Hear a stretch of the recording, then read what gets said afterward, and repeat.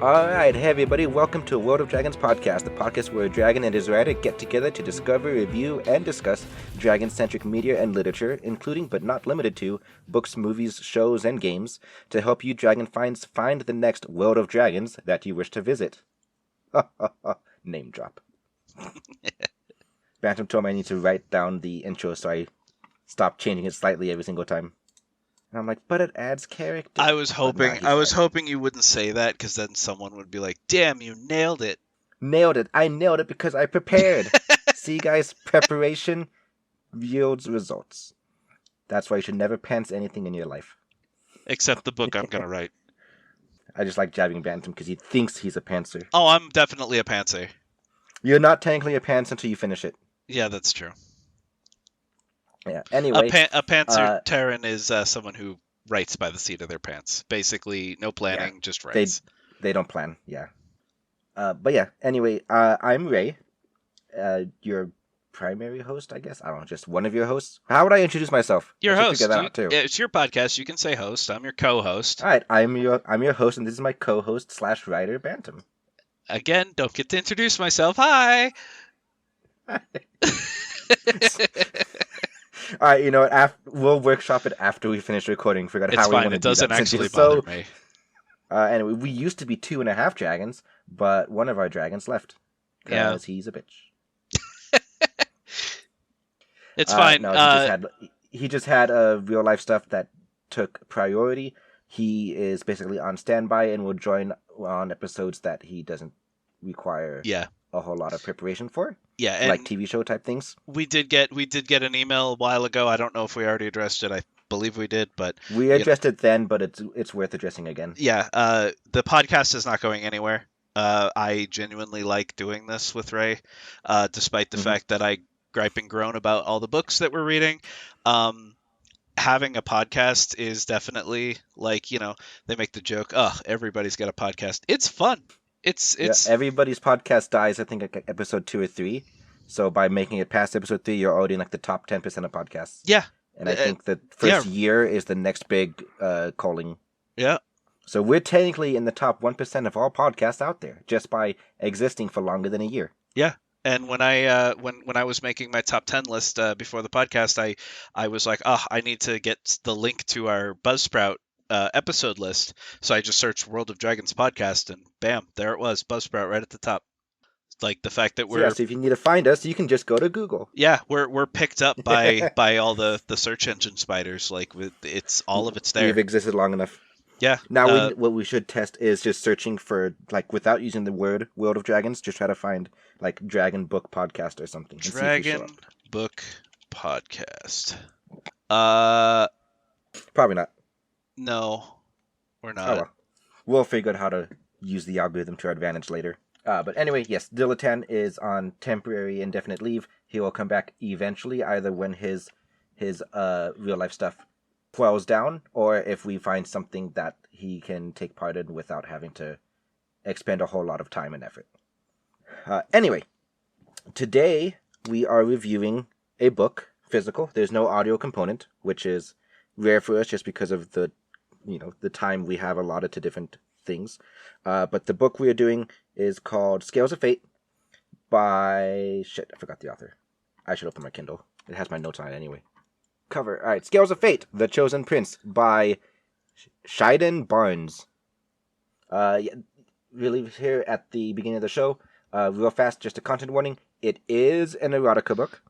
And while our podcast is rated 18 plus just because the type of discussions and jokes and stuff that we make. And curses. This is going to be... cursing doesn't count, right? Everyone should get used to cursing. This is going to be a bit more over the line of 18 plus just because it is an erotica book. It is male-female pairing, if that matters to you. And yeah, so listener discretion is advised. Yeah. We the author is a member of our Discord. He when he submitted the book, he, by the way, thank you again, gave us free copies. So he got bumped right up to the front of the list. Yeah, he really did. But he also was like, "Oh, I don't know if it's appropriate for the podcast because it's erotica," and I'm like, you probably." And Ray's like, "He probably hasn't listened to the podcast then." Um, If he was concerned about us covering erotica, he does not listen to the show. because The amount of times that I argue that dragon dick should be external rather than internal. Come on. yeah, I have also generated a top 10 list, which I will reveal later, probably at the end of the show. Yeah, you can say where this book ranks on your top 10 list when we get to the end of the pre-spoiler, where we're like, how would you rate this book? Kind of deal. Yeah, and you know, we have read straight up erotica, and yeah, so I this read is plenty that's not covered on the show. yeah. But yeah, before we get into the review, we've missed our dragon news segment the last couple episodes, just haven't thought about it. But that's because there generally isn't very much dragon news. But a few things worth mentioning. Evidently, I haven't looked too deep into it, so word of mouth. Evidently, the Wings of Fire TV show is getting picked back up. I think it's by Amazon this time, rather than Netflix. So fingers crossed there. It's probably because Amazon realizes, hey, maybe we shouldn't discount all these smaller creators after the overwhelming success of Has Been Hotel. Probably. I don't know how their mind works. I mean, Amazon has enough money to throw shit at projects and then be like, if it didn't work out, it didn't work out, and not really care. There's also a visual novel game called Dragon Island that, again, big quotation marks, should be coming out within a few months. It's listed as Q1. However, it was supposed to be, I think, Q3 last year, but it got delayed a couple of times.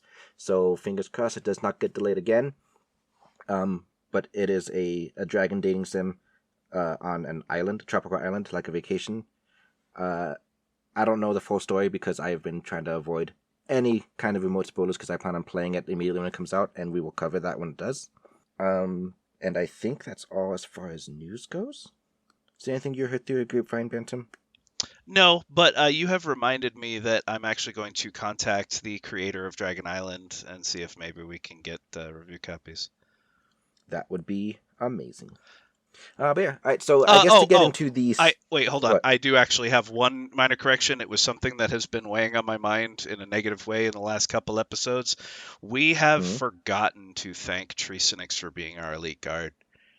At the end of the episode. So Treesenix, with heartfelt apologies, thank you so much for being an elite guard.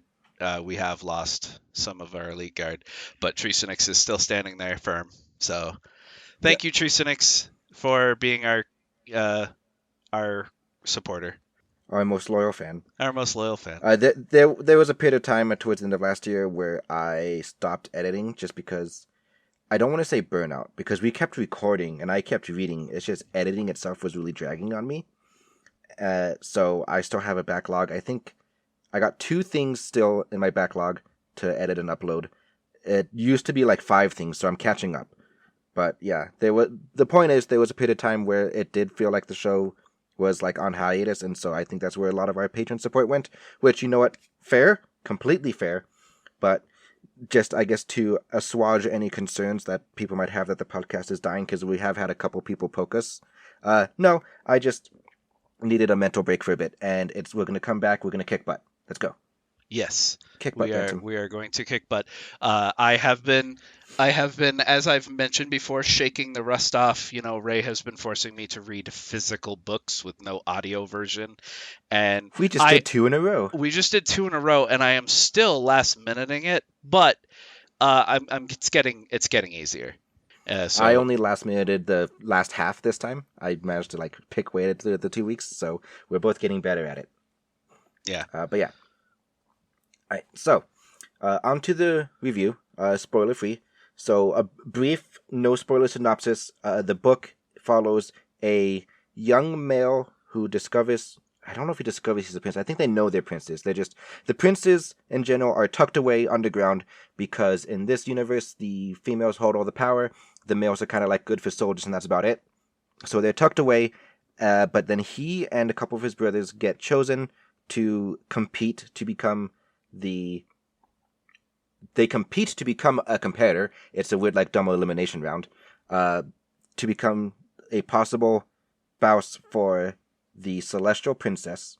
And so the book kind of just follows his training and his tribulations and him just dealing with the outside world, as well as I'm going to call it a crush, I guess. A crush that kind of develops on a different female, and he starts having to, mentally. Oh my god, I'm tripping over my own words. He starts having thoughts on if he should go through with the duty to his kingdom versus the duty to his heart kind of deal. Is how the book jacket tries to explain it. It, like we mentioned before, it is erotica, so there are some sex scenes, and there are a lot of very casual mentions of just like dicks and stuff, which I appreciate. Nothing to do with my sexuality at all. I like when this kind of stuff is just very casually mentioned, because I do not believe that sex should be very taboo in the first place. And so when you just mentioned that, oh yeah, the dude got aroused because he's the first time he's seeing a female, like that's a fine thing to mention, and shake your hand. Thank you for not being so squeamish and trying to tiptoe around it. Yeah, I actually have a note. I took notes. I finally decided to start right-clicking on Kindle and highlighting passages and blah blah blah. The one good thing about reading a physical book is the ability to just put my notes straight into the book like that. Yeah. But I did write one spoiler-free note which made me laugh, which is retractable claws, internal bits, prehensile tails, ideal dragons. Yeah, sadly, the bits are all internal, which I am very much against, so sorry, the book is losing points for that. And the book gained points for that for me. Which is fine. We're allowed to have different opinions, and it's actually beneficial, because then we can, not just be a think tank circle jerk. Yeah. Yeah, if we both loved the exact same things all the time, then it would be kind of boring. Mm-hmm. But yeah, so real fast, so that's the general synopsis. But Bantam, how do you think the quality was? Like the way the dialogue was, the writing style? Oh boy. Sentence structure, that kind of stuff. Oh boy. So, I told this to Ray, and let me see if I can be succinct about this. I loved this book. One of my biggest complaints about written works is when an author decides, hey, I need to describe every fucking thing that the character sees for the next 10 pages. He did a very good job describing... He's over-exaggerating, but I'm sure some of you who like to read books understand when an author goes a bit too long-winded on describing things. When they talk about the type of metal the clasps on their fucking belt are made out of. Like, I don't need to know that. That's unimportant. Tell, don't... I don't know. But whatever. It's show, don't tell. Yeah, show, don't tell, but at the same time, you can't show in a book, so that was... I stopped halfway. Well, show, don't tell... Yeah, show don't tell applies to other things, not necessarily to descriptions of whatever. Essentially, my personal belief on books is that if it's not going to come into play in any way, shape, or form, then it doesn't need to be described. But like the descriptions in this of environments, of dragons, of what was the perfect amount for me. There were a couple times where I was like, all right, I get it. And then it stopped, like maybe 3 or 4 sentences later. So I was like, okay. It never got to the point where I rolled my eyes and then skipped forward 2 or 3 paragraphs, which to me is the perfect amount. So as far as the writing style, you're losing imaginary points for the use of the word Sejant twice. So we're both ever since Tooth and Claw, Sejant and Couchant and whatnot have become like curse words to him. Yeah, they are. So the fact that it showed up in this book, he twice. Immediately came and attacked me. I highlighted it and then I sent a screenshot to Ray and I gave him an angry face and he said that he was cackling over it.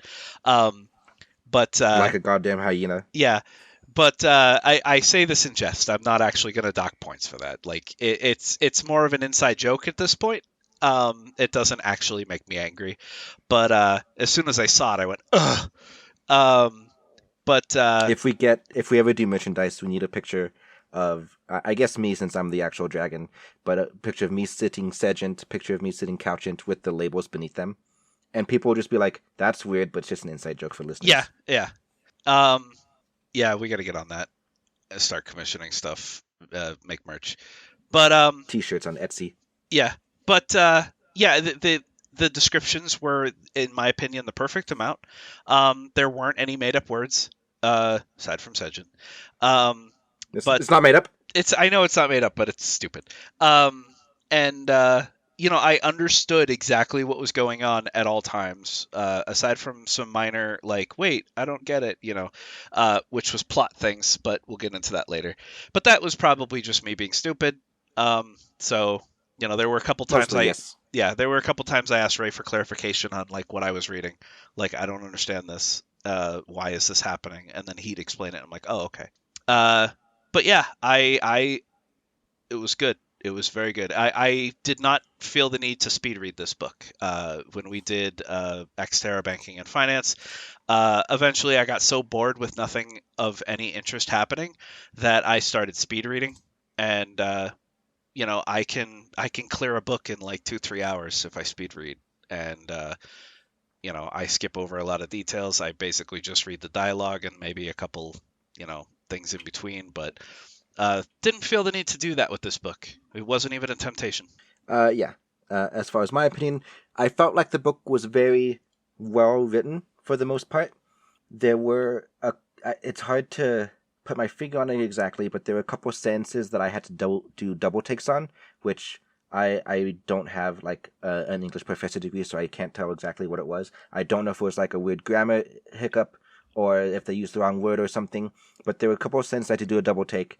And so it hitched at a couple points, but other than, like, I don't know, 4 or 5 times where that happened, the book flowed very well. It definitely felt like it got its editing passes, like how a couple books we've read before, I mentioned, like, it was really rough, like this was like a first draft, they needed to do another editing pass. This one feels like it got that editing pass, and so it was very well written.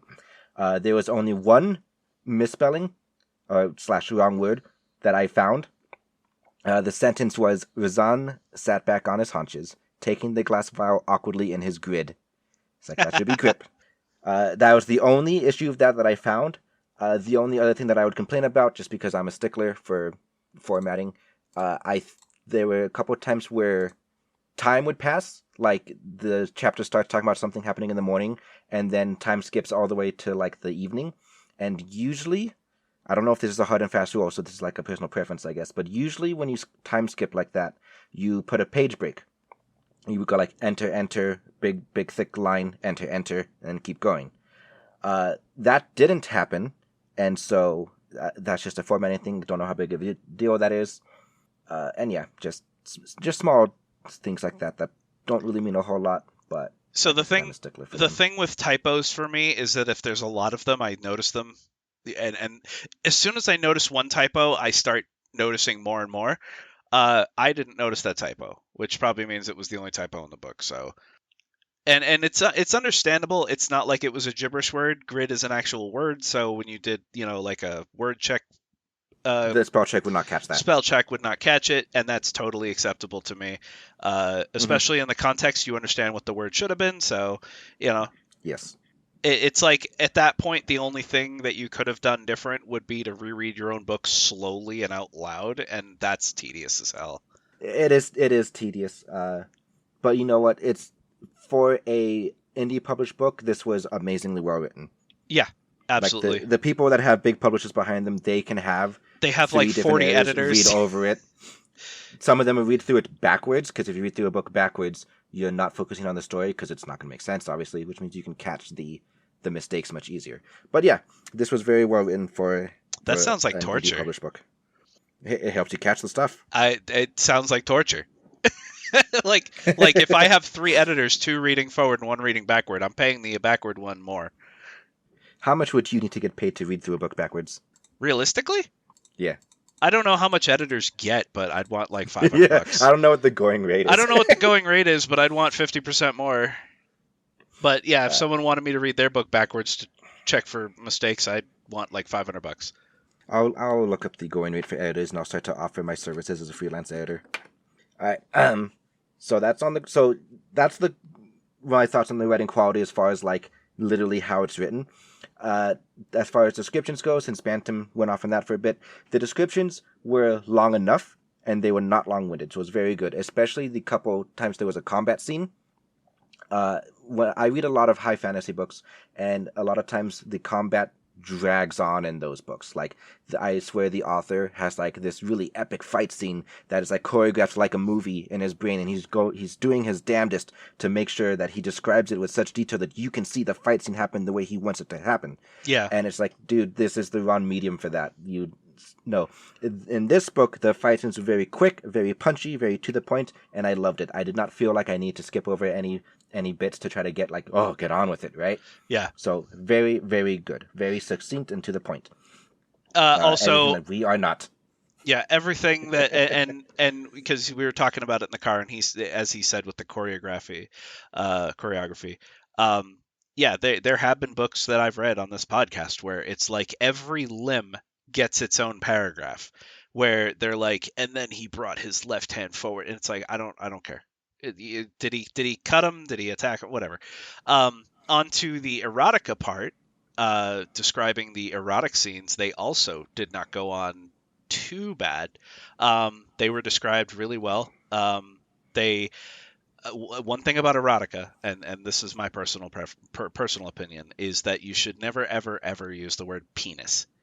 It is the dumbest, most boring word you could ever use, and he didn't use that word. Did use cock a lot, but the sex scenes were not like cringy, and they did not like repulse me. So that's good. Because if you're marketing your book as erotica, once you get to the sex scenes, things can get dicey. Another thing I want to call out is that the eroticism in this book did not feel like the author really just wanted to write that, and then everything else was just kind of filler. It actually had a really well designed story around it. And it wasn't just like, okay, we got the dragons in position A, let's just write like 50 pages of sex. It was done tastefully, and I thought it was really well paced. Yeah. Out of curiosity, not counting flash fiction, how many erotic books have you actually read? I would say probably close to about 20 or 30.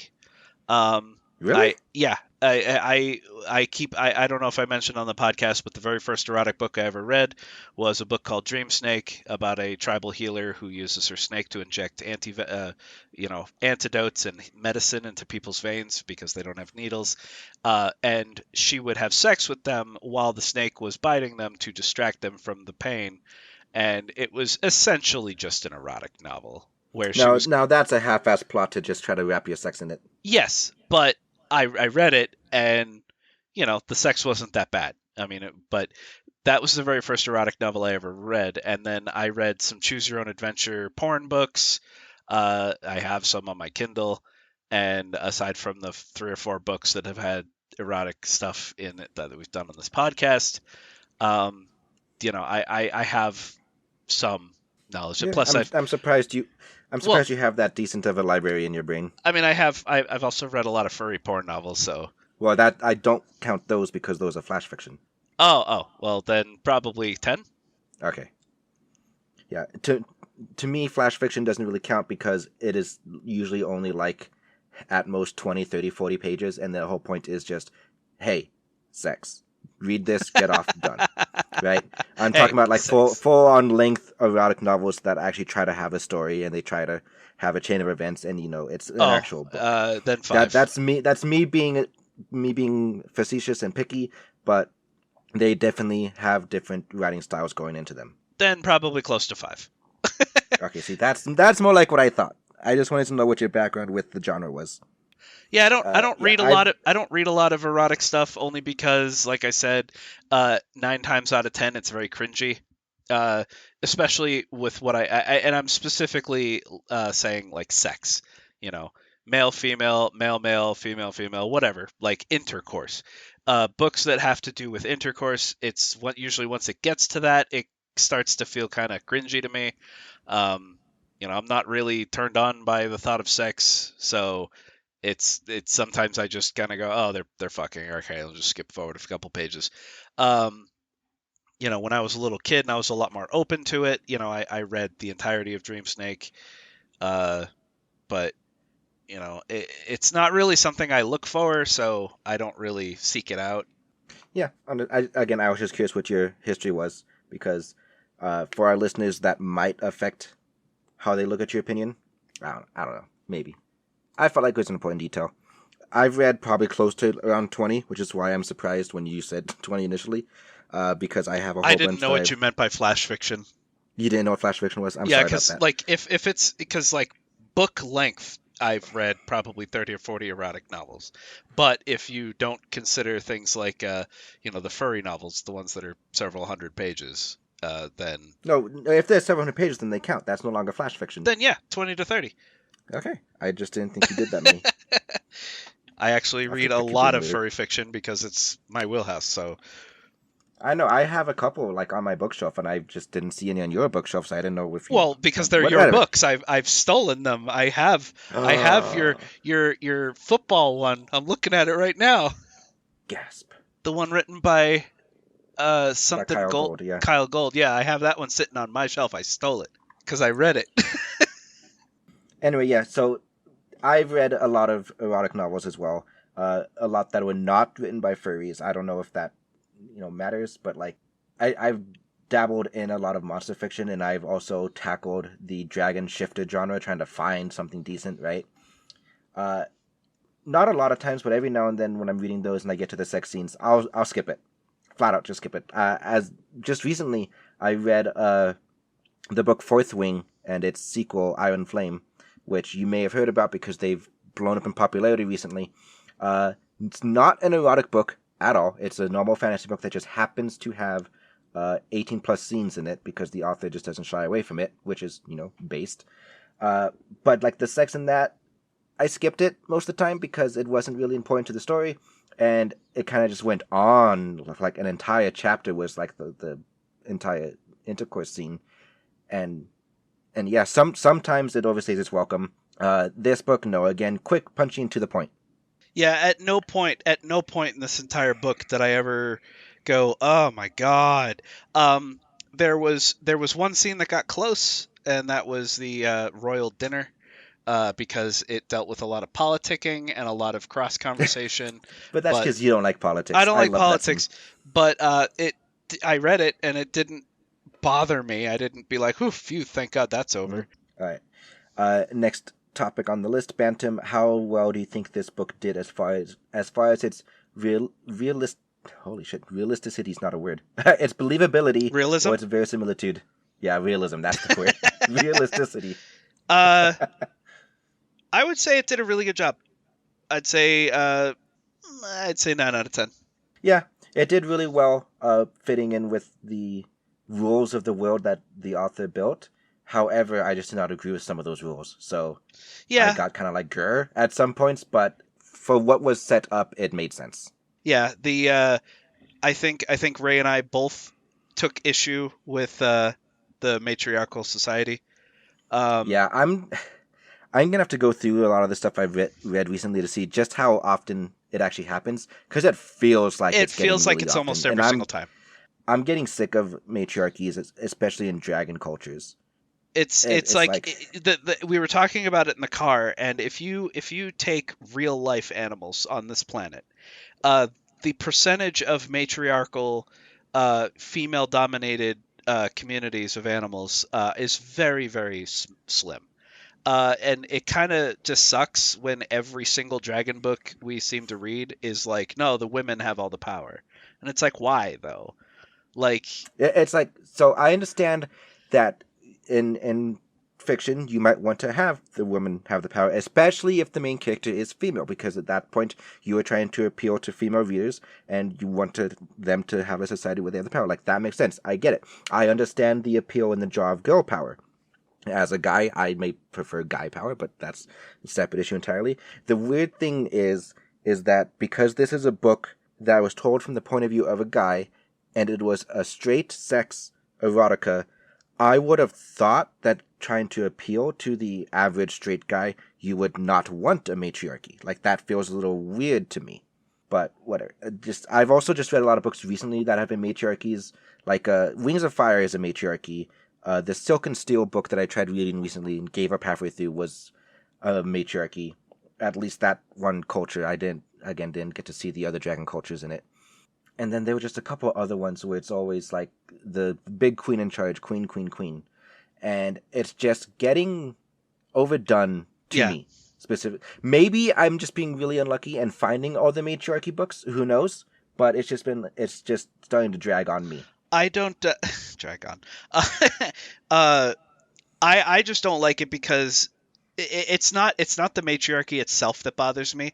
It's never done as like, oh, the females have slightly more power. It's always the males are treated like trash and treated Yeah, as like I said, disposable so garbage.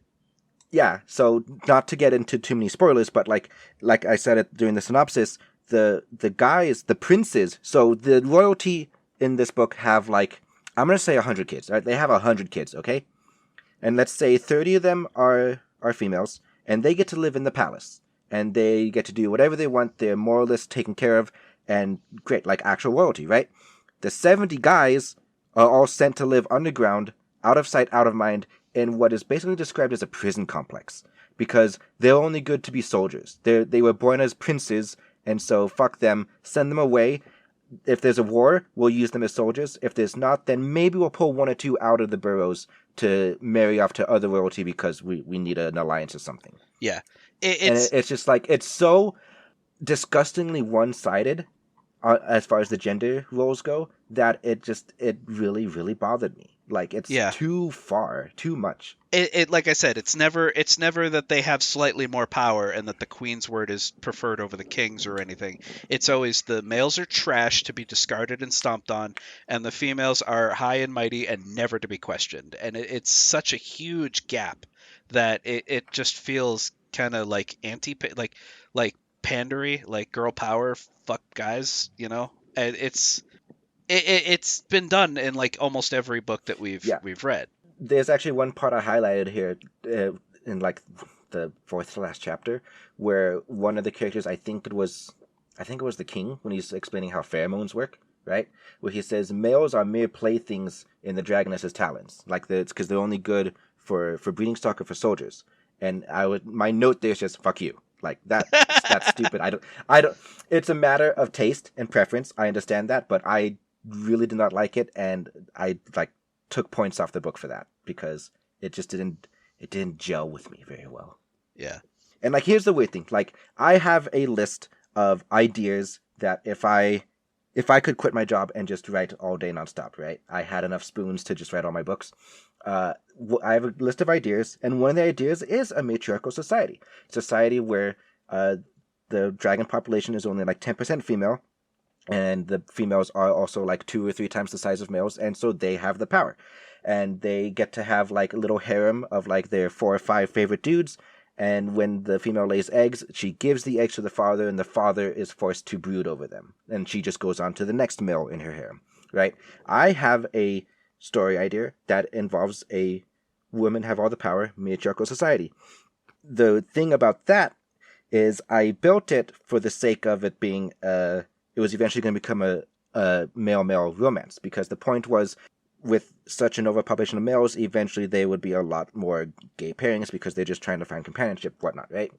But also, these, I'm going to call them absolute bitches of matriarchs, I made them that way because they're supposed to be villainized. You're supposed to not like them. You're supposed to eventually be like, oh, this is unfair.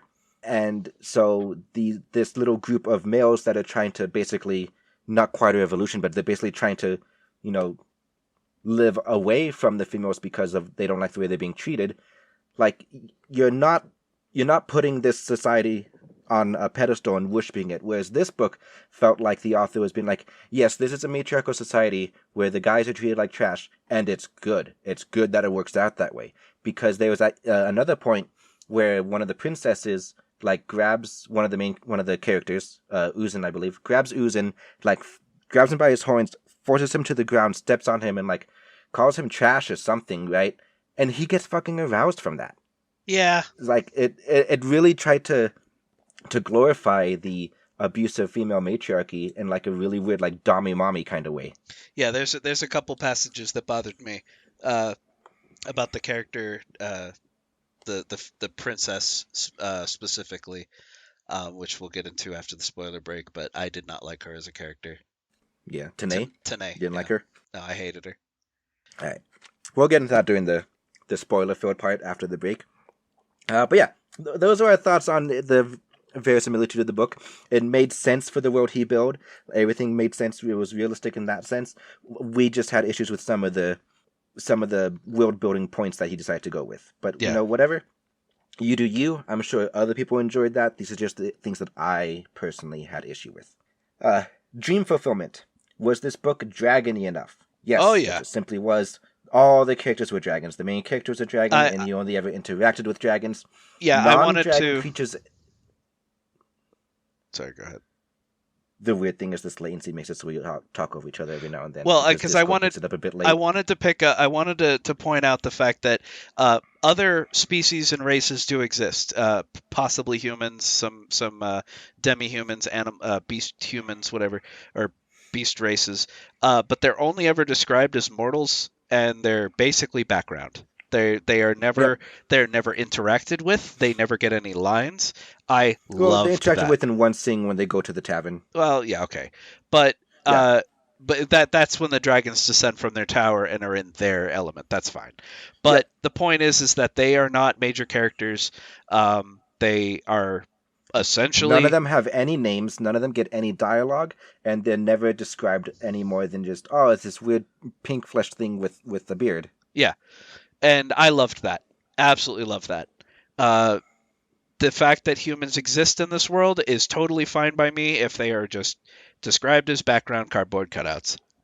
Yeah, and when they went to the town, they said that it was full of various mortal species, which means that it's more than just humans, whether that means humans, elves, dwarves, gnomes, halflings, or if it means they were also like wolfmen, tiger men, lizard men, bird men, whatever. It's never explained because it's not important. You can fill them in with whatever you want. Yeah, which is always Which, a good storytelling technique because yeah, if the I dragon want them stayed all front and center, and it was beautiful. if I want them to be, 1% humans to 99% animal people, then great. I can do that in my mind because you gave me the opportunity to do that. So dream fulfillment, yes, it was very dragony. As a guy, not so much dream fulfillment because apparently I'd be trash in that world. So, eh. Yeah. I will also mention that I enjoyed the little bits of culture that we got. I enjoyed learning about how the Vermilion Kingdom worked, and the tiny little tidbits that we got from like the Halcyon Kingdom and whatnot. I do wish that I could learn more about them. This isn't spoiler because it's the prologue, but in the prologue, they're setting up basically a scrying mirror for the Celestial Princess, so she can watch the I think it's 7, it might be 6, princes that are going to compete for her hand in marriage, one from each of the different races, cultures, tribes, whatever you want to call them. And when they set that up, I thought that I was going to go through and see all of the different Yeah. kingdoms and learn all of their cultures and stuff, and I was excited for that.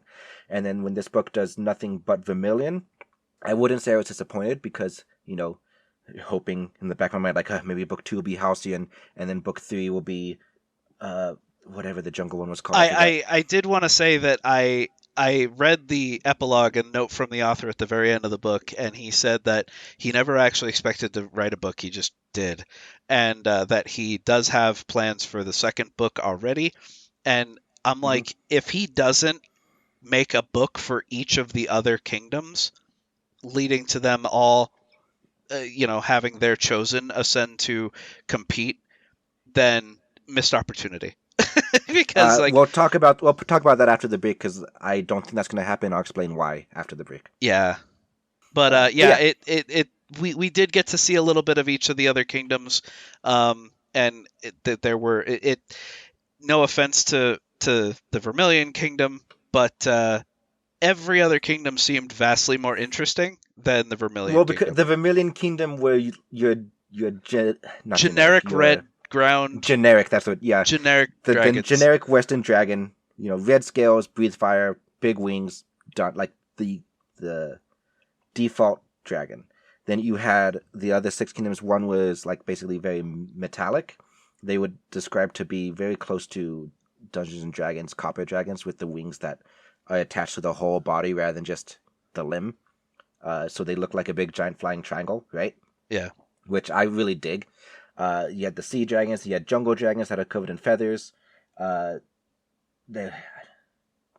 I can't remember the other ones because they were just barely ever mentioned. Ice dragons was one of them.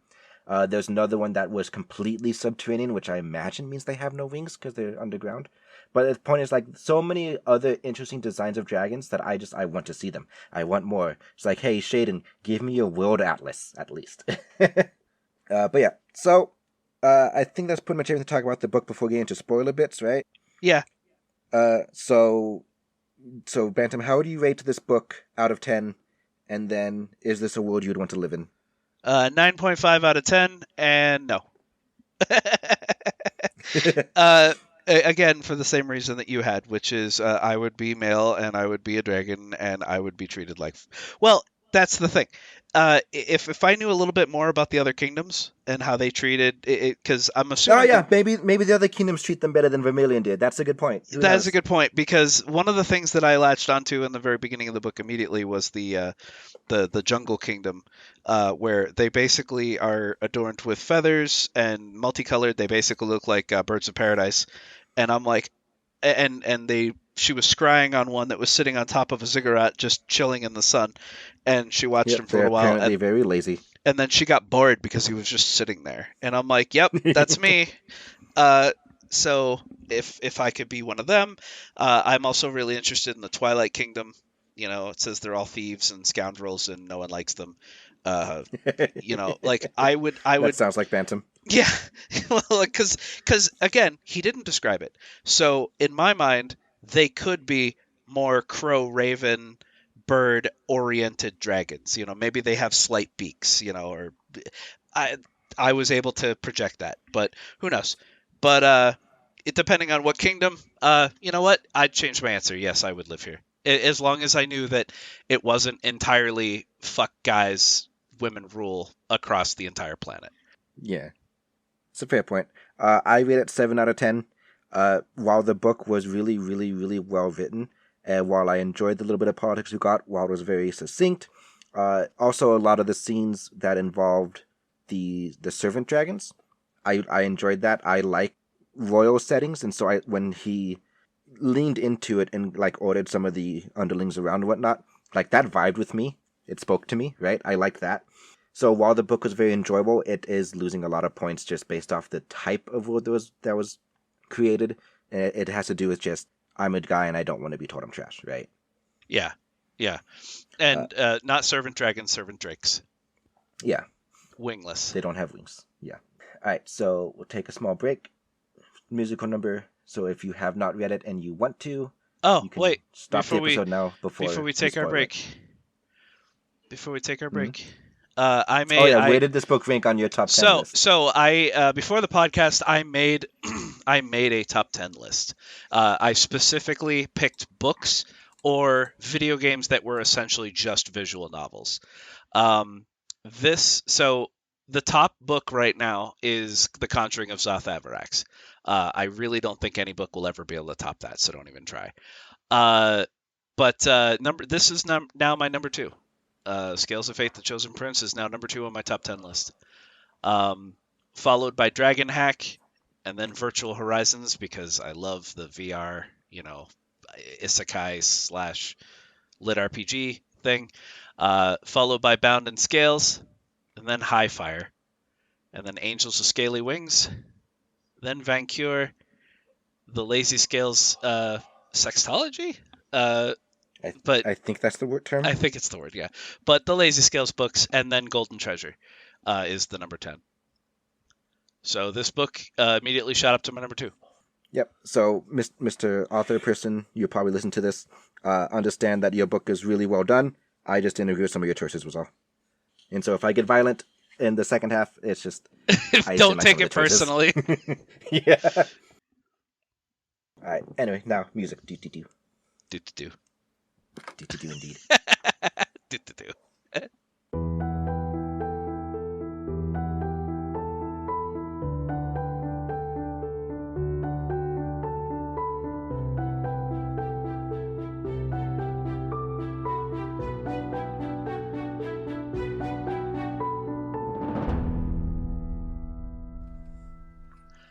All right, welcome back. Hope you read the book. You should, because now we're gonna spoil it. Heck yeah, spoils. So we're trying this new thing because I noticed in a couple of previous episodes.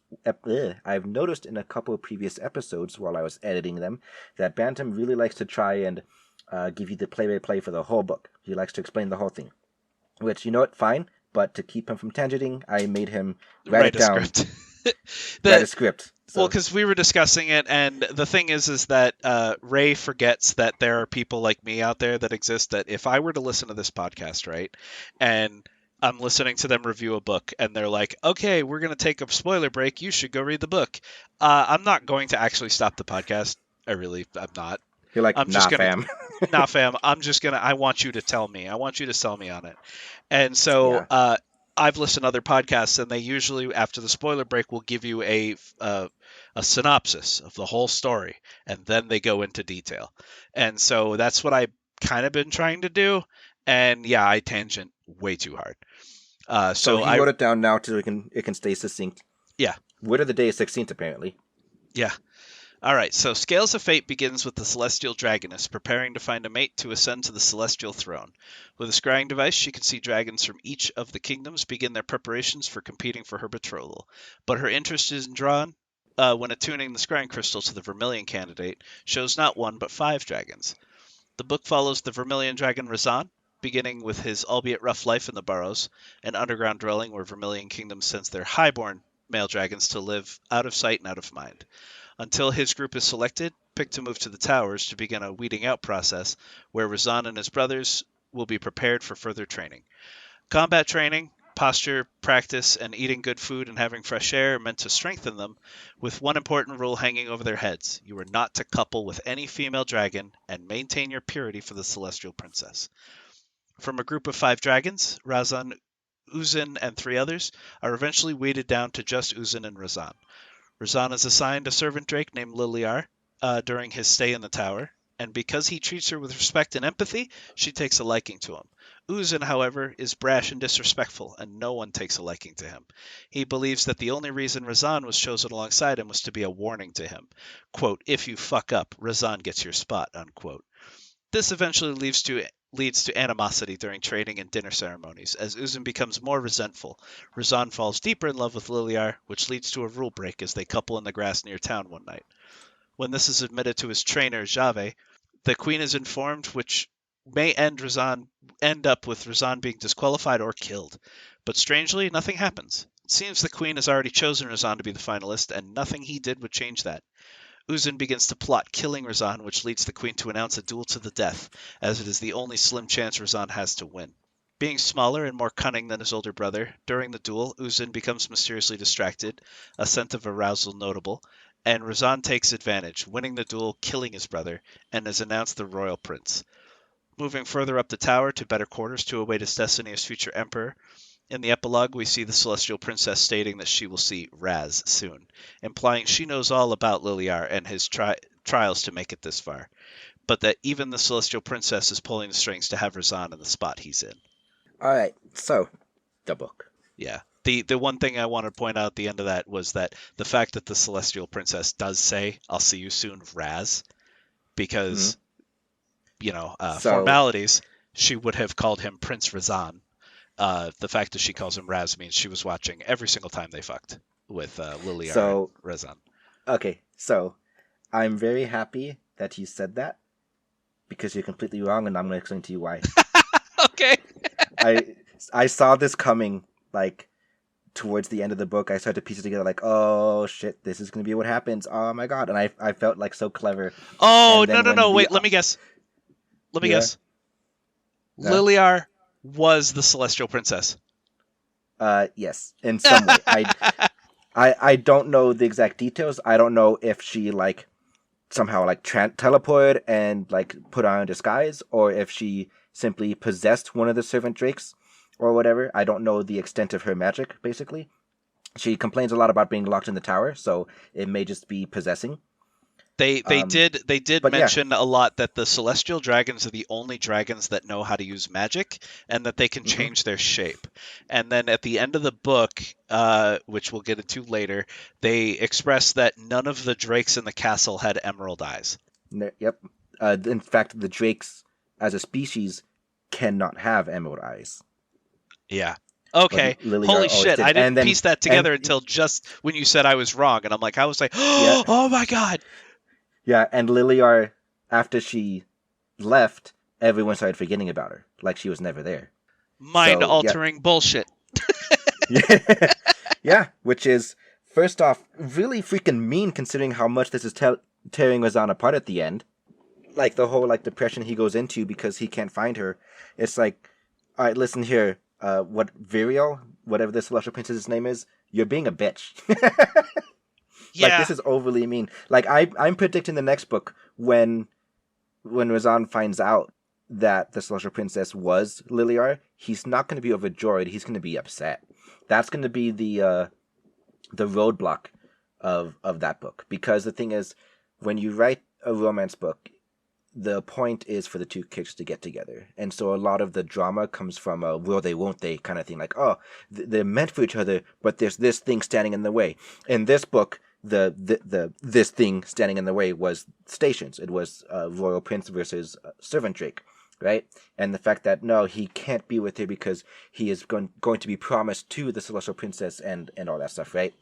So I predict that the roadblock for the next book is going to be after finding out that the celestial princess is essentially Liliar, the one that he's been in love with. He's going to be upset, like, how could you do that to me? Why wouldn't you tell me? Why would you just let me sit there thinking that you left or didn't exist, when it broke his heart and destroyed him for months, Yeah. right? He's going to be upset, and it's going to cause a schism between them. Yeah.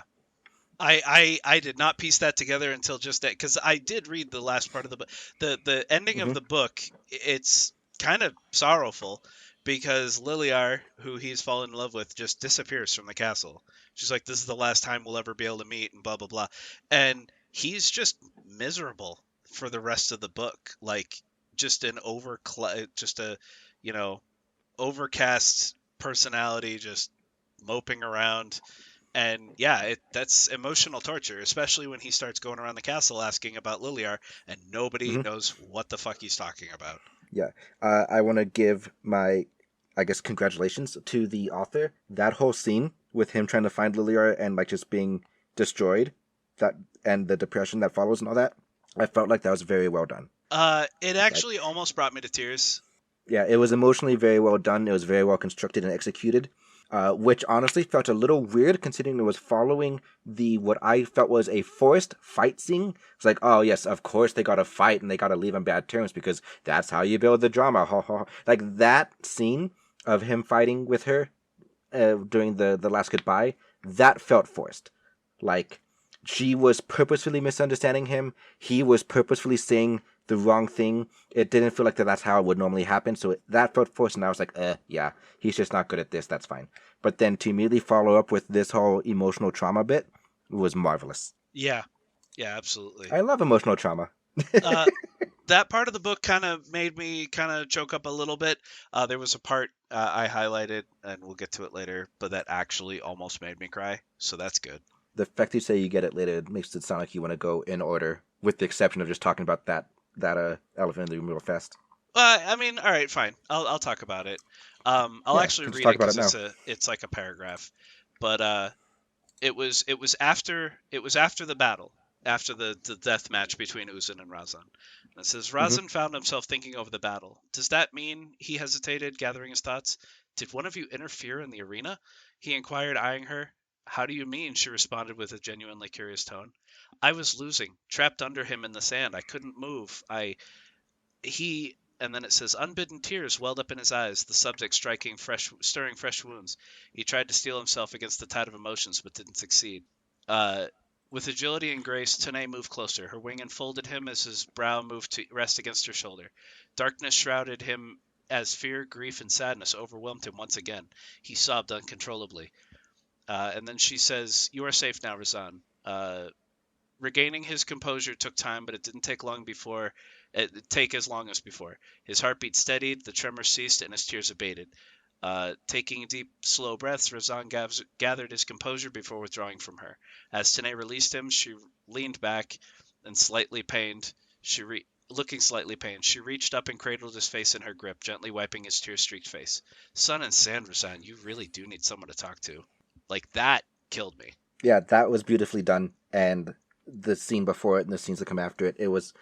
I love emotional trauma. It's beautiful. When I read books and whatever, I like emotions. It's I don't know how else to explain it besides I just like emotions. It can be really heightened joy. It can be really heightened sadness, really heightened anger. I just like extreme emotions, and it sadly bleeds its way into my D&D games when I DM, which is why I destroyed Dilettante so terribly that one campaign. It's like I like pulling emotions out of people, and so when there are passages in books like that that deal with very heightened emotions, I love it. It's my that's my drug. I'm just a demon that feeds on emotions. But yeah, as far as like that one moment almost redeemed Tanae as a character for me. There were a couple other points in the book that basically made me just hate her guts. Um, like there was, it kind of became obvious throughout the book that Razan was intimate with Liliar. Um, and every time the subject came up around Tanae, she just was like such a bitch about it. Uh, like there's this one passage I highlighted where uh, she said, "Does it?" She questioned. Surrounded by beautiful princesses and the temptation tantalizing you as a servant drake. And then later, why does a servant drake excite you more than a tower of princesses? She leaves you panting while you flinch from me like a wounded dog. Explain that. And the note I wrote underneath that is that maybe because you're a fucking bitch and raped him while he was drunk. Like she's never done anything to elicit uh, genuine love or empathy, but she gets so fucking pissed off that he's in love with a servant drake over her. And it's like, dude, I mean, you haven't earned fair. that. Yeah, it's like you haven't earned that. At one point during the royal dinner, they drink too much, and Tanae goes into Razan's room and essentially rapes him. She gets up on top of him and forces him to give her oral. And then as she's leaving, she's like, "There, now you're even," implying that she did that once for Uzin too.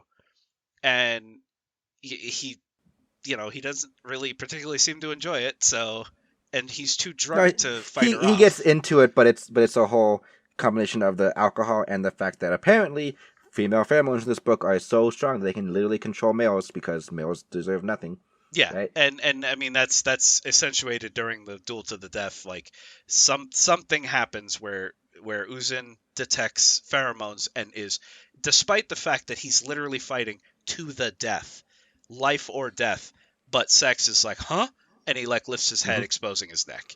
And it's like the Yeah, fact that that can control them that badly is kind of, yeah. It's very obviously the celestial princess did something yeah, because they mentioned how like there were no females around, no one was close, and they were in the middle of a fight to death. Like it doesn't make any sense, which means very obviously it was magic had to be involved, and the only people with magic are the celestial dragons. So it's very obvious that Virio slash Lilara, Liliar. her name is hard, You Liliar. could just say Uh, Lil, yeah, it's as he says. very obvious that she, having taken a liking to Rizan, wanted him to win so that he could go to the next stage and be there at the Celestial Court. So it's very obvious that she helped him win, right? That's obvious. Yeah. The reason I gave the book a 9.5 out of 10, there are only two things that ever actually really bothered me about this book. Um, it's minor. It could be clarified. Maybe we'll interview the author. I don't know. But it seemed like the entire reason Uzin was chosen as like a +1 along with Razan was, if anyone is familiar with the old comic strip Goofus and Gallant, it's like Uzin was there to make the mistakes so that Razin wouldn't make them. There were a lot of times that Uzin would do something, get chastised, and then Razin would self-reflect and be like, "Wow, I'm glad I didn't do that." And it's like, all right, like the entire reason Uzin was there was to just be the folly for messing up protocol or being a dick or whatever, and giving Razin the chance to not make the mistakes himself. You know, and that always kind of was like, all right, yeah, Uzin's gonna fuck up here so that Razin can learn from that. Um, Mm. and the other problem I had, which I discussed with Ray, is at some point they're doing combat training, and they decide to bring a dragon from the Halcyon Kingdom in for the dragons to train against. And Jave, their uncle and trainer, is like, okay, here's all the strengths and all the weaknesses the Halcyon dragons have. I'm gonna teach you how to fight against a Halcyon dragon so that you'll always win. And the Halcyon Dragon is literally debasing himself, like, yep, here's where I'm weakest, here's how you defeat me, I'm pathetic if you do this, and I'll win if I get you here. And I'm like, okay, that's a little fucked up. Why would a dragon from another kingdom willingly just be like, yeah, here's how you kill us really easily? And Ray said, well, maybe he's a slave, or, Yeah, it was heavily implied that he's a slave because there was an iron collar and iron cuffs laying in the sand nearby, and there were also guards there with weapons at the time. so fine. But then they also mentioned, oh, we'll be doing this with other kingdoms later. So it's like, did they just manage to enslave one from every kingdom? Like, and the other kingdoms just don't It's entirely care? possible that they did so. It also could be that Halcyon was just the only prisoner of war they had, which is why he had the whole guards and whatnot. Because the Glaciarian dragon didn't have guards at the time, nor was there any implied cuffs or anything. So my theories for that are either A, yes, they all have prisoners of wars. It's just that the Halcyon one was like promised his freedom if he would be helpful, and that's why he was so on board with it. The Glaciarian dragon was just being a bitch. I don't know. The other option was that they have deals with the other kingdoms. They're like, hey, we all know that we all want to win. So let's just make a mutual beneficial deal here. You send us some representatives to teach our prince how to beat you, and we'll do the same for you. Like, it's a really weird, like, two-way deal in good faith because, like, just do it, right? Yeah, I guess it's one of those things where just like a sentence or two would have placated me, because it just seemed weird to me that it putting myself in the position of, because I would probably want to be in the Twilight Kingdom or the Jungle Kingdom, whatever, and like, if we weren't enslaved, it's like, hey, can you come over to the Vermilion Kingdom so that I can teach our dragons how to kill you? And it's like, what? No, fuck you. I'm not fucking teaching you how where all my weaknesses are. But yeah, that was something that was just like, I wrote the note and it says, seems weird a dragon from another empire would allow the main characters to practice against him and give away all his secrets. It could also be that the reason why he was so helpful, it could be the Halcyon Kingdom specifically doesn't care. They don't really want to have their prince marry the celestial princess. They don't care. They just want to be left alone. Who cares, right? They only take part because they're like required to by mandate of the celestial dragons or whatever. Like, who knows? There's a lot of possibilities. Now I know I said that it's always nice when it's left up to the reader to decide, but in this one instance I wish it wasn't. Because there's so many Just build your possibilities own that theories. I don't there's so many possibilities that I don't like. I don't know. Uh I want to slip this in here because there's not really a good place for it, but and feel free to cut it if you think it's a little too political. But Uh, there was one quote that made me laugh pretty hard, and it was quote, "A dragoness will not bear a clutch unless she is willing. Internally, a small muscle controls whether your seed meets her eggs." Atrieth clarified, and it just reminded me of that Republican. I don't know his name, and I don't care. Who basically, like an idiot, said, "Yeah, well, don't women just have the ability to turn that off?" And he got dragged across the internet and news, which he should have. But it just kind of made me laugh, and it's like, oh, dragonesses actually do have the ability to just literally turn it off. yeah. So a couple of things. One, this is a fantasy species. They don't have to follow the same rules as humans, so they could have something to turn it I'm off. not Like, saying that's it's completely fine. impossible. It's just funny to me. Um, the other thing is this being a romance slash erotica book, it's usually beneficial to somehow hand wave away complications. Like, if you were to read a gay erotica book, nobody ever, prepares for the sex to make sure there's not like a mess or anything afterwards. It just happens, right? So having some really random nuanced way to just be like, oh, don't pregnancy is not a risk at all because of reason. It's like, yeah, it happens. It's tropey. It happens. Yeah, there was one other note that I had that that I liked, and it's a character type thing that I wanted to talk about was Jave. I don't know if it's Jave or Jave, I don't know. I think it's Jave. Jave, the uncle slash trainer, and it's like this author did a really good job of not one dimensioning the characters. The characters were very varied in their emotions and their personalities. Jave started off as just like a hard ass drill instructor, but once they moved to the tower, he took on a more teacher role. He was still strict and firm, but he was a lot softer. But one of the things is that we didn't mention is that throughout the beginning part of the book, Uzin had already reached maturity. He was already getting hard and having his dick flop out like constantly. Whereas Razin had not reached maturity. He, I guess, had never gotten an erection. When Razin finally does get an erection, he hadn't hit dragon puberty yet. He hadn't hit dragon puberty yet. He was taught how to use the mount. In each of their rooms in the tower, they were given essentially a breeding mount to help relieve themselves, like a masturbatory aid. And when Razin first uses it, Jave comes in, sees what he's doing, is like, oh shit, and he shuts the door so that no one outside can see, and then literally just kind of guides him through it and shows him what to do and helps him. And it was like a surprisingly warm, gentle moment for Jave. Like he wasn't being an asshole about it. And I really like that because there were a couple. It was done enough. Like we've talked about having the happy-go-lucky character finally break and have a moment of intense sorrow. Having a hard-ass drill instructor type character have a genuine moment of care and understanding was really nice. It helped keep the characters from being just one-dimensional assholes. Just like with Tave. I don't like Tave because she's a bitch throughout the entire book, but then toward the very end, she's Tene. Tene? Oh. But then toward the end of the book, she's softening up. She's like, okay, well, and I can almost forgive it as she didn't want to get too attached to either one of them and show any kindness because one of them is going to die. So yeah, it was entirely a hierarchy thing. Yeah. And this is actually one of the things that I found it's both interesting, weird, and not sure how I like it aspect of the book. And it deals with the whole these male dragons they're nobodies. They don't really exist, right? They're sent to live underground in the burrows because they want to be out of sight, out of mind. They're not allowed to exist mentally. They are treated like garbage, and as he keeps going up the hierarchy, he gets treated more and more like a person.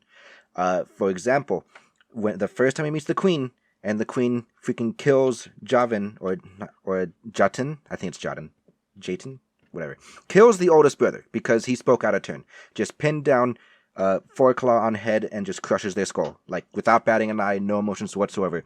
Because at that point, they were literally nothing. And it's explained later when Uzin and Razan get to the tower, they're treated kind of like people, but very low tier people. You must show respect, you must show deference. They keep getting bullied by Tene because she outranks them as the eldest princess and whatnot, and all that. At one point, Razan mentions that he's scared that he's going to get killed by the queen if she finds out that he broke a rule or something. And Tene kind of laughs like, why would she do that? You're a prince now. And so Razan explains, well, she did that to Jayton, or whatever his name was, just for speaking out of turn. And she's like, well, that's because back then you weren't a prince. You were just someone who lived in the burrows. Yeah. Right? Which is kind of gross, right? He is now considered a person. And then it happens again. After he kills Uzin, his brother, and becomes the chosen prince, he is now elevated in there as again. He is now more of a person. He is now actually considered a prince. It is only at this point where people start calling him Your Majesty. It is at this point where Tene becomes friendly, and they actually end up becoming really good friends, like actual like brother-sister friends, right? It is only at this point that the queen starts treating him like an actual son, to the point where she's apparently the one that carried him to the infirmary to make sure that he survived, because now she cares. It is only at this point that Jay finally called him nephew. He started out as a bug, just not a person, and then he became a kind of person, and then he became family as he moved up the hierarchy. And while it's both very interesting and very gross, the the one thing, like I mentioned, that I didn't really like the politics scene slash, the royal dinner, but the queen alone helped me power through that whole section because it was her bouncing back and forth between being like overbearing and dominant and then being like, ugh, what a fucking idiot. And it just made me laugh so hard. Like I'm gonna post this in the Discord, but I felt like this was the queen half the dinner. Mhm.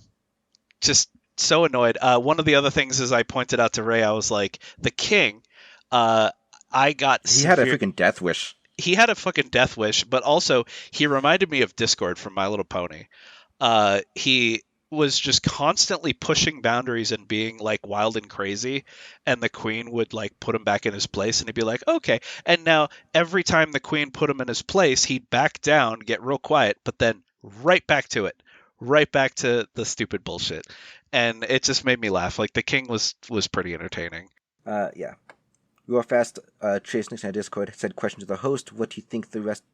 Oh my god, grammar. What do you think the rest of the Prince Dragon that's still alive but taken off the scene? Are they still alive? What are their situation after either being taken away or scared off? It's never ever explained. You're left to just think about it. It may come up in the second book or future, but like Cheth, the one who was just supposed to leave Cheth. and then he ran away, he probably just got sent back to the burrows. Or it's either that or killed, one or the other, because he's at the point of his hierarchical climb where he's considered an insect. So, I really hope Cheth is not killed. I loved Cheth. Cheth reminded me of Ray. I guarantee you, Cheth is alive because, as someone who has written stuff before, not to completion, but has written stuff and has studied it, I took English courses in the liberal college I went to and all that. The fact that Cheth has a name means there was a plan for him. The other two that initially went to the tower and were fighting over the soft pillows never had a name, and they were eliminated really fast because they are not on point and they don't matter. Yeah. The fact that Cheth has a name and actually has a bit of a personality to him means that he's going to show up in the future later. Yeah. He reminded me of Ray a lot. I do tend to try to find the Ray character in a book I'm reading. And the fact that what sealed it for me was when they first got to the tower and they all started sprinting off for the pillows, and Cheth was like trying to find the softest pillows and made a little nest out of it, and then immediately started antagonizing the bigger dragons and just being a little shit. I was like, oh my god, that's Ray. And then when the one got killed, and then Cheth ran, I was like, I really fucking hope he doesn't die. Cheth is probably going to marry Tanae. They explain they need a husband for Tanae, and if Razan actually fails the celestial competition, whatever you want to call it, he's supposed to marry Tanae. But if the celestial princess is Liliar, then it's kind of obvious that they're going to end up together. The point of the story is how do they get there, right? The journey is more important than destination. But it's obvious they're going to end up together. Therefore, they need a spouse for Tanae. It's probably going to be Cheth just because he was technically third place. Well, wasn't there another dragon that... Oh, that was a dragon that got taken away. That's right. And then, yeah, the queen looked at Cheth and said, leave, or whatever, and he bolted. Yeah. There were a couple of things I wanted to say while you were going on your tangent, but then I forgot because you kept going, so I'm going to have to learn to just interrupt you. I don't think I tangented that bad. Well, it wasn't a tangent, like, off topic, but it was a tangent as in you, like, talked for, like, 7 minutes straight. Which is fine. It was all valid discussion. It's fine. It's just, I either need to take notes while you're talking, or I need to learn to interrupt you more. I guess on the topic of rape, I felt this book was skirting some very, very dangerous lines. Like the quote rape scene. It's not statutory, is it? It's only rape in the sense that he was inebriated. Ray had a problem with the fact that Razan could be considered a minor, only because... Okay, no, I'll get into that in a second, okay? But I just want to mention real fast that the air quotes rape scene is fine, because that is some people's fetish, and that is, in fact... I don't know, this being an erotic book and that being some people's fetish, it's fine. There have been other erotic novels that I've read where it is much more rapey than that. There was one where the main character point of view is a female, and the whole fetish, let's be honest, the whole point was she's in a jungle being chased down by a bunch of snake people because whoever catches her gets to keep her. And so when one of them does catch her, she actually does get like raped, like full on, like struggling, kicking rape, right? And while weird because of what it is, the book is still applauded and has 5 stars on Goodreads and stuff because, you know, that's the audience it was intended for. They're into that, so it's fine, right? So whatever. However, like as Bantam was saying before I tried to push through and keep going, the fact that Razan was not sexually mature at the start of the book and then hit that point partway through does raise some really weird questions on like age and all that, right? I'm trying not to say trigger words so like Google doesn't destroy me. But I felt like it was a little weird. I wish that the author gave a concrete number, age number for Razan, because here's the weird thing. To use completely human standards, which is a mistake because he's a dragon, but to use completely human standards, the fact that he was not sexually mature until chapter 7, whatever, means his human age was probably around 13, right? Which obviously makes it very weird, extremely weird.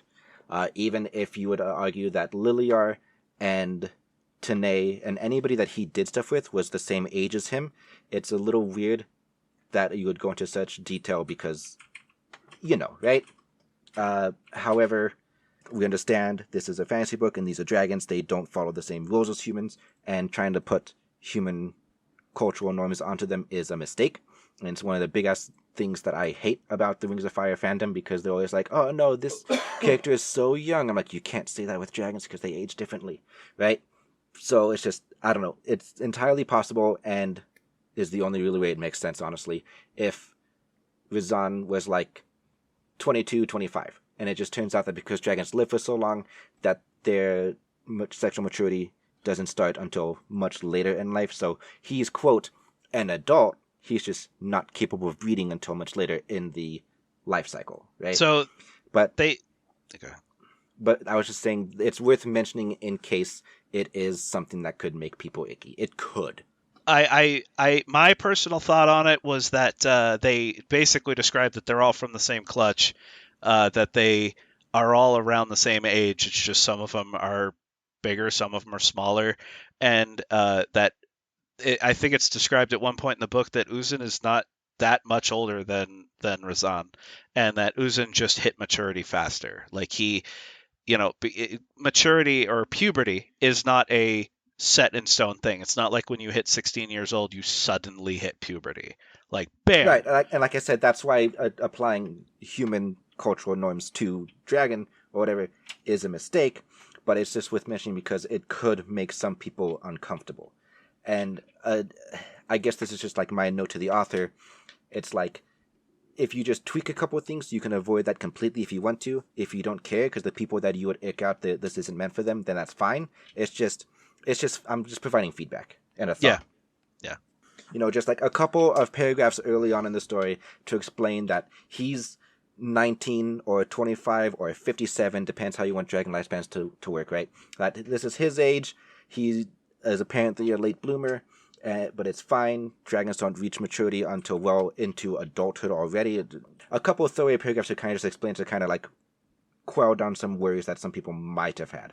Unless you don't care, in which case disregard all those, who cares, right? My advice to the author, which absolutely feel free to ignore this, but I know you already have your next book planned out, but oh my god, like at least one book dedicated to a few chapters on each of the other dragons being selected for the Celestial Throne. I want to know more about the other dragons, the other kingdoms. I really do. Just write an anthology, just a book that's just 6 short stories showing all the other princes. Yep. Yeah, do that. I would love it. Yep. Another weird line that he skirted was technically the tower was a giant, big, incestuous tower. Like I said, Tanae is technically at least the half-sister to Uzun and Razan, and then she, dominated both of them. Some borderline incest stuff going on in here.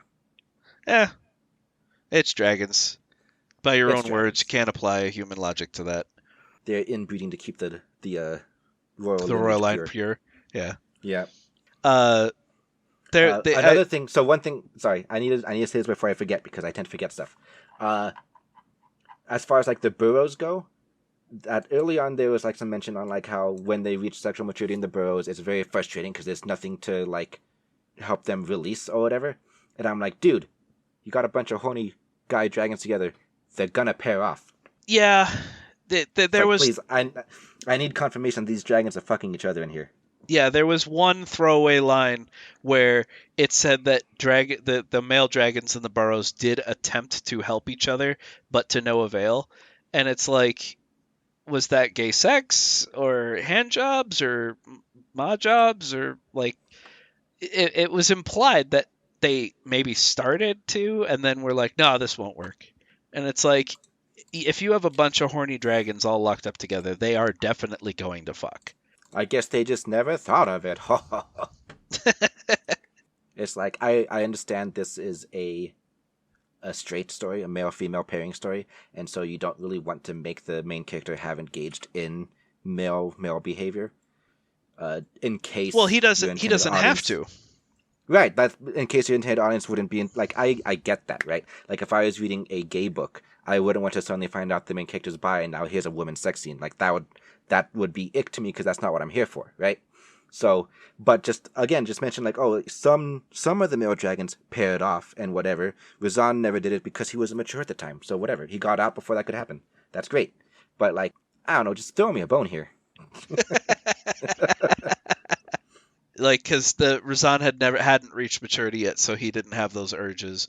But he could just be in the corner of one of their cells or caves or whatever, just watching two of the other Yeah. dragons go at it. Like, what the Turns hell out are they doing? They're just passing around Cheth. I mean, as far as personality, Cheth would be the one I'd peg as gay. Yep. Constantly harassing and antagonizing the others, being sassy.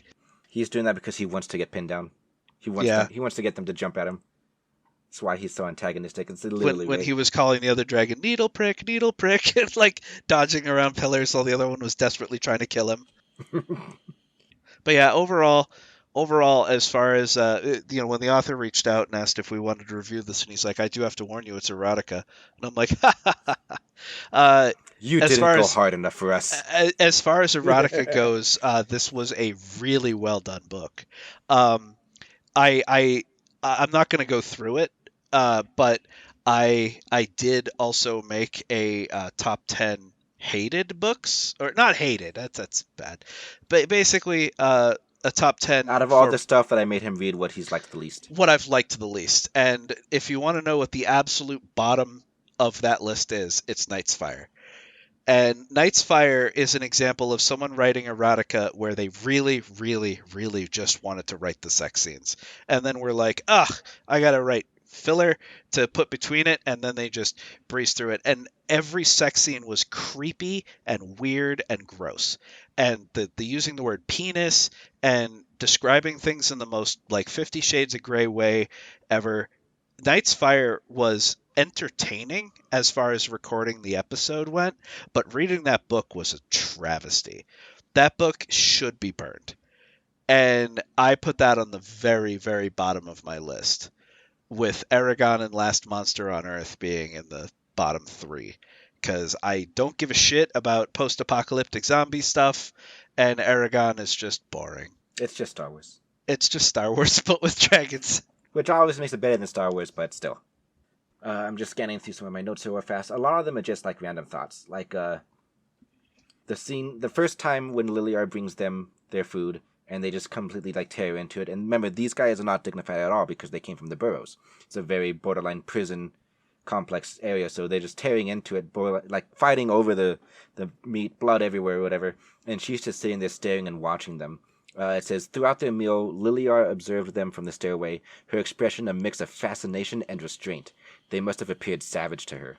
And it's like, I kind of dig that. That's just me liking, savage monster type style characters. So just the thought of like a very dignified, especially if she's supposed to be the princess possessing a servant drake to watch, right? Just so being royalty, or at least in a royal setting, and watching these two borderline savage dragons just like go at it and just like, oh my god. Like to me, that's hot, right? You know what? Now that I'm thinking about it, you know what? I might actually like if we do an episode on something that's so easy that I can get it done in a day. I might actually reread this book, knowing the And try to context find that all the hints. well, because I'm now thinking about it, and at one point after one of their training sessions, Razan comes back particularly bruised and beaten. You know, he's tired, he's achy, and so they get permission to use the healing baths. And Liliar seems very excited because she's never done this before, and she's like, "Oh, I'm new to this. Like, I don't." Hmm. And you know, she's in the She's healing she's baths. a servant drake that doesn't know how to do servant drake things. She's a servant drake that actually doesn't know how to do a lot of things, or it's her first time with a lot of things, and she's not that great at it. And then, you know, when she's dressing him up, and she's like, "I've never done this before either," and it's like, "Yeah, what the fuck have you been doing?" So yeah, there's probably a lot of hints that I just did not pick up on because I'm dense. So Yeah, like another one probably. Again, I don't know how the servant drakes are treated or paid here, but when she took him to the town to have it just a night on the town, right? She had like a little a little pouch of gold coins. That's apparently enough to where she could just take out a couple of them and buy 2 whole barrelfuls of ale or wine or whatever, right? It's like that's yeah, got to be expensive. I don't think the conversion rate between dragon currency and human currency is that favorable. So it's like, as a servant chick, where did she get this money from, right? yeah, because I would think that in this type of society, the servant drake's pay is free room and board and food. Yeah. So it's like what use would they have for currency if they never leave the tower? Or even if they do leave the tower, why would they when they have food, drink, and bedding already provided to them? You know.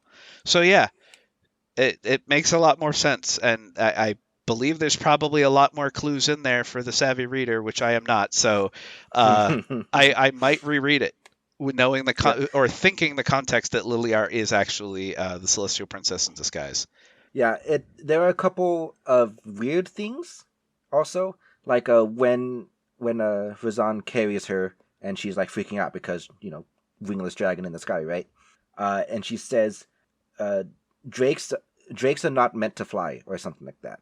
Like the wording is interesting because she's referring to the species drake, which she is currently inhabiting that body of.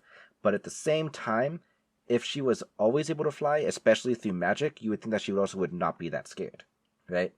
So there are either a couple of hiccups in the writing, like he didn't think of that when he was writing that particular scene, or she's just a really, really good actress. But yeah, that's also why every time he mentioned, even before she disappeared, every time he mentioned her name, Liliar, they're always like, "Who? The servant drake." They're like, "Oh, okay." But yeah.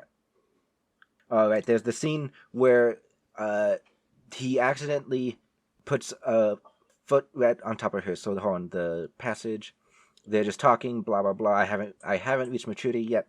Once he finished speaking, he shuffled awkwardly and unintentionally placed a foot directly on top of hers. Uh, Her brow arched once more, and he quickly jerked it away, accompanied by another awkward laugh. "Sorry!" And I was like, gasp, not hand holding. Whoa! Whoa, In my hand good holding. Christian erotic novel. Not allowed. It made me snicker because, like, yeah, the hand holding. Basically, just this being a romance erotic novel, I was able to like pinpoint a lot of the tropes, and that was one of them. Like, they touched hands, right? Yeah, I don't know. I found it amusing. amusing. I felt like there was the last thing I'll say on the eroticism. I felt like there was an appropriate amount of buildup before Liliar and Razan finally had sex.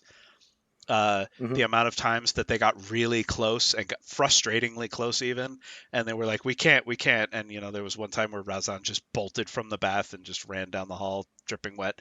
You know, and it's like, yeah, that's realistic. You know, he Yeah. understands that he's breaking the rules. Um, it also leads me to believe now that Liliar was in, because at one point they do have sex outside of town, and the one who suspects them is Jave. And Jave comes in and demands to know what happened, and you know, Razan, being a fucking dumbass, tells him. And so he's like, "Well, now I'm gonna go inform the queen, you goddamn moron." And he's like, "What? No, it could be our little secret." And he's like, "Nope." And he waits for hours, waiting for what's gonna happen to him. Like he's thinking that Liliar is gonna be taken away, or he's gonna be executed, or whatever. And nothing happens. Nothing. Like everybody's just like, eh. And it's making me wonder if Liliar was like, hey, listen, here's the deal. I'm the Celestial Princess. Yeah, I'm pretty sure the queen knows. Yeah. Yeah. Just a couple of things I want to point out real fast. If if she was the celestial princess basically possessing a servant drake, it kind of makes sense that when the dad drops the hints that, oh, it may not be against the rule if you go and do this with like a different species, which the drakes technically are a different species. And then he brings that up with Lilia, and it's like, so we can totally bang, see? It'll be cool. Or whatever. And she's like, I don't know, this feels like a trap. It kind of makes sense that she would care a lot more about it being a trap, and I don't want to get him disqualified if she is the celestial princess, because if she took a liking to him, she's like, I don't want him to get disqualified. I want him to actually, make it to the end so I can, see him for real. Yeah.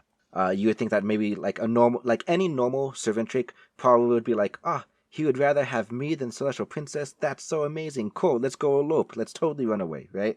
And then another thing, I do believe the queen knows, or at least suspects very strongly, for a couple of reasons. One being when she apparently finds out and then just tells Jave, like, oh, don't worry about it. Don't ever bring it up again. Don't tell anybody else, but don't worry about it. Because she knows, oh yeah, the celestial princess is probably interfering a bit.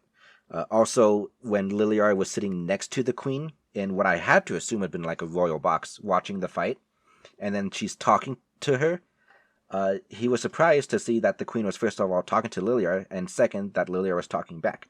So I think she knows that the Celestial Princess was just possessing a servant drake. Probably could tell through the green eyes also, especially since that happened right before the interference that caused him to win the fight. Yeah.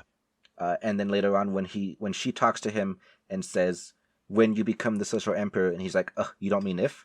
She's like, I don't leave anything to chance. You will become the emperor. She probably already knows that Viriel, the Celestial Princess, has been watching and interacting, and probably knows that, yeah, she's already fallen for you. Don't worry about it.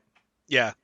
Yeah, it's fun little tidbits to notice here. Yeah, I liked it. Later on when they talk about when he gets his first bath, and it's like, it's been like a month or so, and this is the first time he's had a bath, because it's the healing bath, but I was still like, it's a little weird. You would think that having been moved into the royal towers that he would be bathing a lot more often, because gotta stay clean and presentable, especially if you're living kind of in the same area as all these princesses. It's like, unless the princesses really like the scent of sweaty males because they've been kept away from males for so long too. I don't know. It was just weird. Later, another part, it says his dreams were filled with images of the servant drake and those captivating emerald eyes.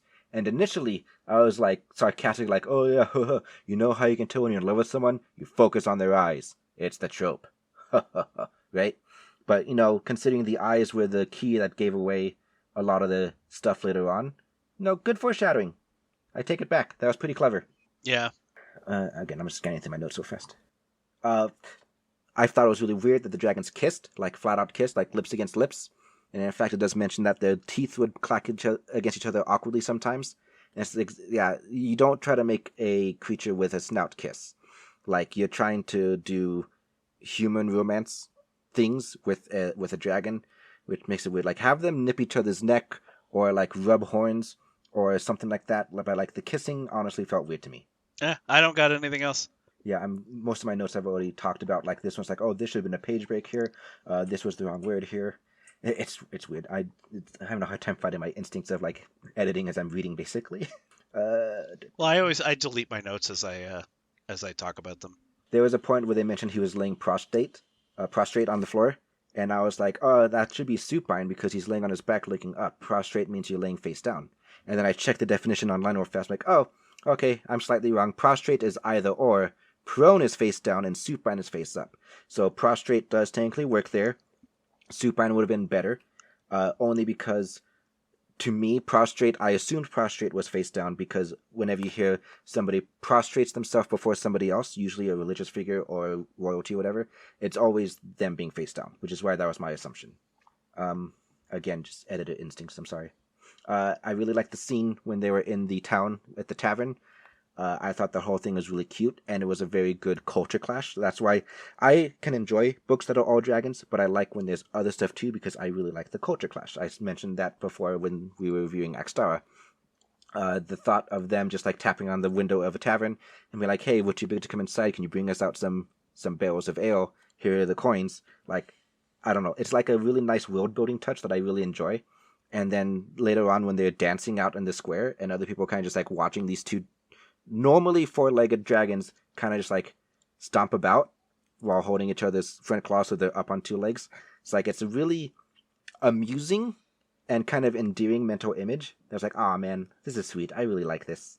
And then the last thing that I want to say is towards the very end, like literally like the second to last chapter, I think.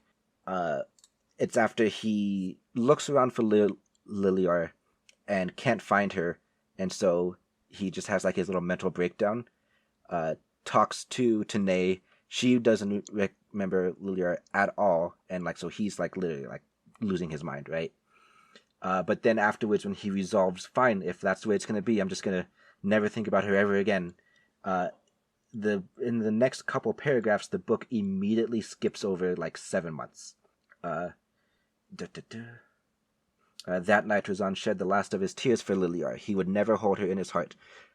He would forever hold her in his heart, but he could no longer weep for her absence. He couldn't. He needed to move on. Everyone expected him to. So he did. He never asked about her again. He never spoke her name. But he kept the necklace tucked away and brought it out when the pain became unbearable, or he needed someone to talk to. He continued to be the sole recipient of attention, training, and focus. Jave instructed him in combat and flight. The Queen imparted lessons on formality and etiquette. Tanae guided him in dancing and strategy games. The king coached him in courtship and intimate relations. Over the passing seasons, he threw himself into the training. He allowed them to shape them to their will. Razan became the chosen prince of the Vermilion Kingdom. Right? That's the end of the book. Those are the last 3 chapters. I thought it was the second to last chapter because of the epilogue. The last 3 paragraphs, sorry. Those last 3 paragraphs skipped over like 7-ish months because the epilogue starts with the, like, oh, it's time for the celestial courtship ceremony, so we're all going to go to the capital city, right? I hated that. I hated that time skip. You skipped over what could have been an entirely other book. An entire second book. Like, book 2 could have been those months. I really, really wanted to see him learn all these nuances. I wanted him to learn how to act in court. High culture, whatever you want to call it. I wanted to see him get his crown because in the epilogue he suddenly has a crown. It's like, why couldn't I see that? That would have been a very emotional scene where he is like finally accepted and gets the crown. It's mentioned in the epilogue that every now and then he oversteps his bounds as prince and like gets really like bossy with the servants, which Jave doesn't like. It's like, I want to see that personality transformation happen. It felt really. I hated that it was just skipped over in 3 paragraphs like that. You're gonna have to write a book 1.5, man. You gotta write a book 1.5 for me, and then for Bantam, you gotta write an anthology of all the other princes. Yep.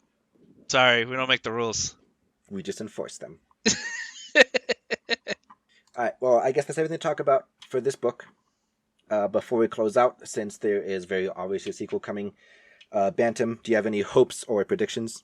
I mean, my hope is that we get to see more of the other kingdoms, but that's probably a slim chance. I mean, we'll probably see the other chosen princes, and he'll probably interact with them, and we'll maybe get tidbits of their culture, but that's going to be about it. Yeah, but no, I don't. I aside from that, no, I trust him. Yeah, I mostly shared most of my predictions already when I was talking about how the main roadblock is going to be him no longer trusting Liliar / Viriel after he finds out the truth or whatever. But yeah, that's gonna be the bulk of it. I'm looking forward to seeing what the competition exactly is. Hopefully it's a lot of debating and less fighting. Yeah.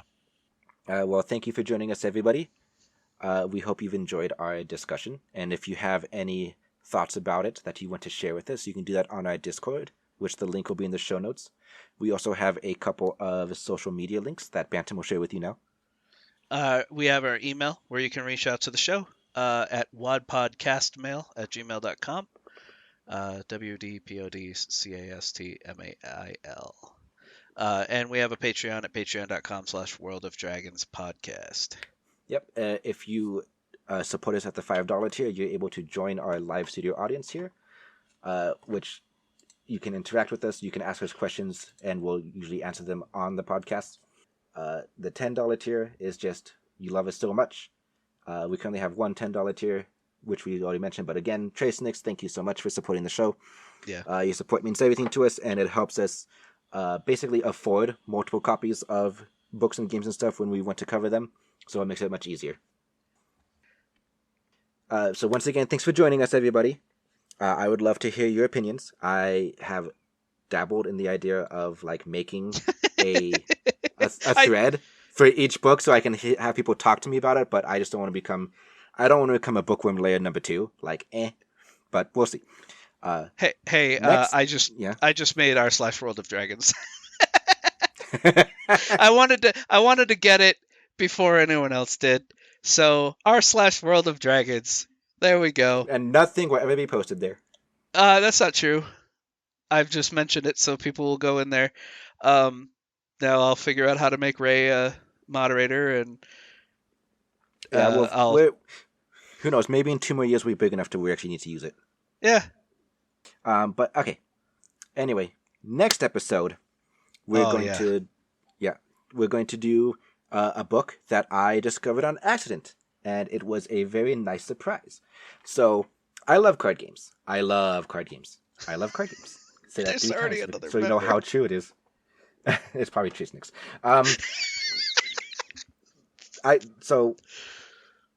I do a lot of scouting for the podcast. I'll like look up like, oh, here's a book with a dragon on the cover, a dragon in the name, or whatever. And so I'll read it to see how much of a role does the dragon actually play, right? And the good stuff I bring onto the podcast, and I kind of have a list of stuff that I'll bring eventually. But yeah, I do a lot of scouting. One day, I was like, you know what? I want to just read something for myself. I don't want to have to read this, what looks like it's going to be a very terrible shift of romance book. So I'm going to pause my scouting, and I'm just going to read something for me. Here's a lit RPG that's all about cards. The magic is cards, and you have to put the cards into your, quote, your heart deck to allow you to use their magical power. That sounds right up my alley as someone who just loves card games, right? So I started reading it. Turns out, dragons are a big deal in this world. It's never mentioned on the cover, in the title, or even on the synopsis on the back. But turns out that the dragons are the reason the cards exist, and if you have a strong enough card in your heart deck, you can get bound to a dragon and become a dragon rider. Turns out it's really, really good. It was the most random, like, lucky discovery that I've ever found. And so we're going to cover that now. The book is called All the Skills. It's by Honor Ray. And, yeah. I'm going to force Bantam to read it. There are currently 2 books out. The third one is coming in a couple weeks. And we're gonna do all 3. Not at once, but we're going to do all 3 in a row. So, hooray. It's going to be wonderful, Bantam. Admittedly, the dragons are kind of light in the first book. Like, he interacts and talks with a lot of them, and he does, in fact, start living in they call it the hive, where all the other dragons and dragon riders live. But partway through book 2, they become a much bigger deal, and so I am predicting that becomes super, super important in book 3. Just because knowing how book 2 ends, I understand dragons and it'll become a much, much, much bigger deal in book 3. So, hooray! Card games. Cards with dragons. The 2 greatest things in the world. But yeah, so that's what we're doing. And we'll see you all then, I guess. Yeah. Goodbye, everybody. Goodbye.